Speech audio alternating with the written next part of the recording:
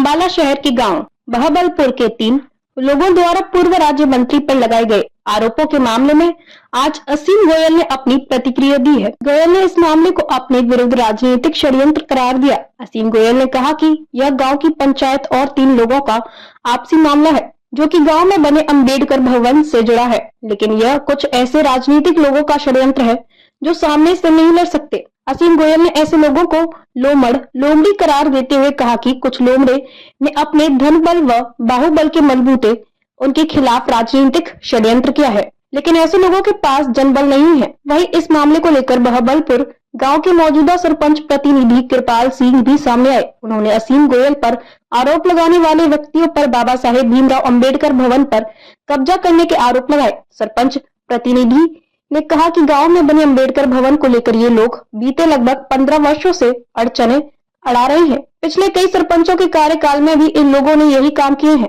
सरपंच प्रतिनिधि ने बताया कि इस मामले को लेकर अब पूरे गांव ने डीसी अंबाला को भी एक पत्र लिखकर मामले की वास्तविकता बताई है, जिसमें ये भी स्पष्ट किया गया है कि पूर्व राज्य मंत्री असीम गोयल का इस मामले से कोई संबंध नहीं है। कृपाल सिंह सरपंच प्रतिनिधि। देखिए, मौका तो नहीं है ऐसा, लेकिन ये बाई चांस सरपंच भी हमारे से उस गांव के खड़े हैं।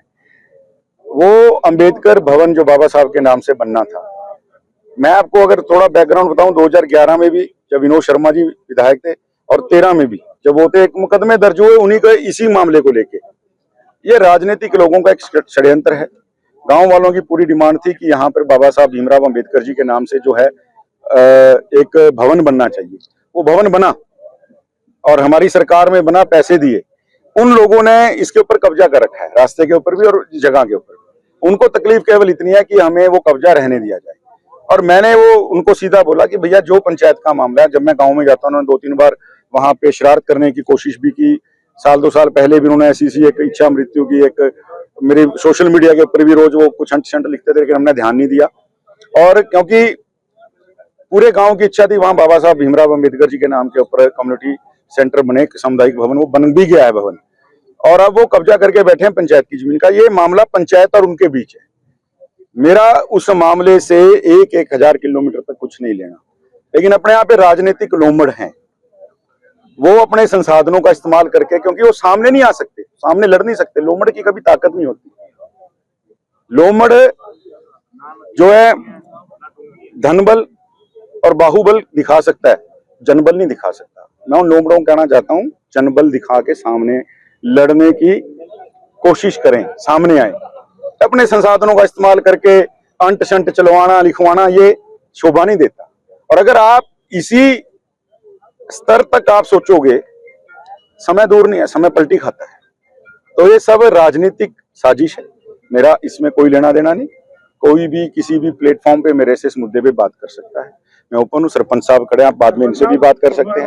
आप बाद में सर, इसमें देखो, असीम गोयल जो पूर्व मंत्री हैं जी, उनका इसमें कोई रोल नहीं। पंचायत ने उनके ऊपर एक कोर्ट में, उन्होंने खुद पहले कोर्ट में केस डाला, उन्हें बाबा भीमराव अम्बेडकर की जगह पर कब्जा किया हुआ है। ये भवन 2019 में बनवाया गया था, जब अपना असीम गोयल जी विधायक थे और अपना रतन लाल कटारिया जी वो अपना सारी गल MP थे जी।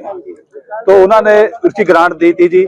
हमारे वहाँ एक तो गरीब बस्ती है जी, वहाँ पे उनके पास कोई जगह नहीं है जी।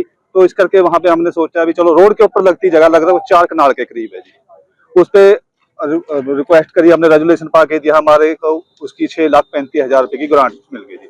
उसका शिलान्यास विधायक अपना असीम गोयल जी ने किया था। वो लोग कुछ ये भी बोलते हैं ये तो एक धर्मशाला बना दी, जबकि वहां पे शिलान्यास लगा हुआ है जी अंबेडकर साहब का नाम का जी।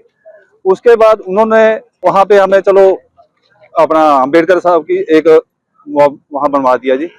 उसके बाद फिर उन्होंने हमारे को रास्ते में अड़चन आने लगे। अब उसका हमने गांव वालों ने, किसी ने वहां पे अपना डीसी साहब के पास लिख कर दिया भी हमारा ये रास्ता बनवाया जाए और इसकी रिपेयर कराई जाएगी, नहीं ये बिल्डिंग गिर जाएगी, गवर्नमेंट का इतना पैसा लगा हुआ है।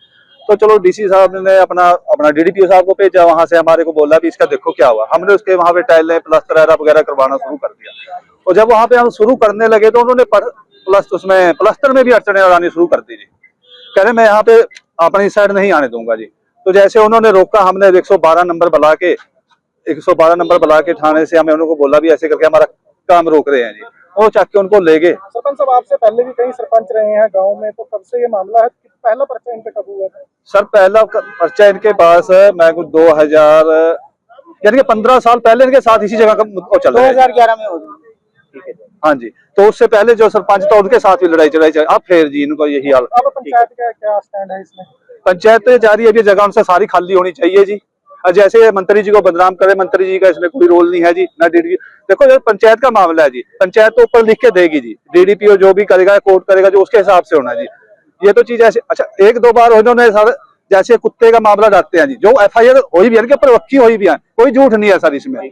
एक बार इन्होंने कुतिया थी, उसके बच्चे थे 6-7 जी, उसके बच्चों को भी कुतिया को उसका बर्छे से मार दिया जी, बल्लम मार के। गांव के गवाह भी मौजूद है वहां पे जी, तो ये पर्चा भी उनके ऊपर है। एक बार उन्होंने वहां पे जब हम मिट्टी गिराने लगे रास्ते में, उन्होंने हमारे पर आरोप लगा दिया जी, इन्हें किसी लेडीज के लात मारी, उसका ओ हो गया जी, गर्भवती कह रहे जी, इसका ओ हो गया जी। तो जब लेडीज प्रेग्नेंट होती है, उसका अपना आंगनबाड़ी में या उसका रिकॉर्ड होता है जी, उसका उनका रिकॉर्ड कहीं पे भी नहीं है जी।